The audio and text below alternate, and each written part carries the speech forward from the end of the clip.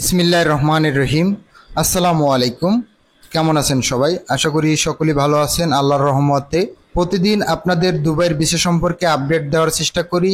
আজকে মের 4 তারিখ অত্যন্ত একটি সুখবর চলে এসেছে দুবাই থেকে, দুবাইয়ের বিষয় সম্পর্কে।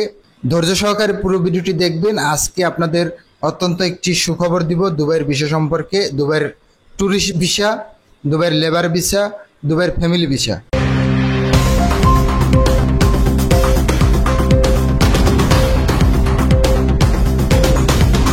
মধ্যপ্রাচ্যের দেশ সংযুক্ত আরব আমিরাতে বাংলাদেশিদের সংখ্যা প্রায় 7.5 লাখ।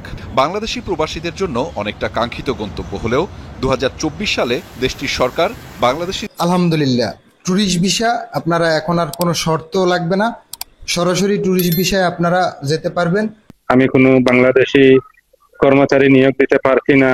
অতি দুঃখের সাথে আমি বলতে চাচ্ছি যে এভাবে যদি সামনে আরো কয়েকদিন, কয়েক মাস, কয়েক বছর চলতে, যারা বাংলাদেশি ব্যবসায়ী রয়েছে তারা লেবার ভিসায় লোক নিতে পারছে না দেখে তাদের সমস্যার ভিতরে রয়েছে।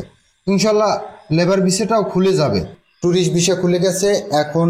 এবং যারা স্কিল রয়েছেন, কাজ জানেন, তারাও দুবাইতে যেতে পারবেন। এছাড়া যাদের সার্টিফিকেট রয়েছে হাই প্রফেশনাল, তারাও যেতে পারছে। শুধুমাত্র লেবার ভিসাটা বন্ধ রয়েছে। তো লেবার ভিসাও খুলে যাবে সামনের দিনগুলোতে ইনশাল্লাহ। লেবার ভিসাও খোলার অপেক্ষায় আমরা। এটা হলো আপনাদের জন্য আজকের বড় সুখবর যে ট্যুরিস্ট ভিসা যখন খুলছে ধীরে ধীরে আস্তে আস্তে লেবার ভিসাটাও খুলে দেবে ইনশাল্লাহ।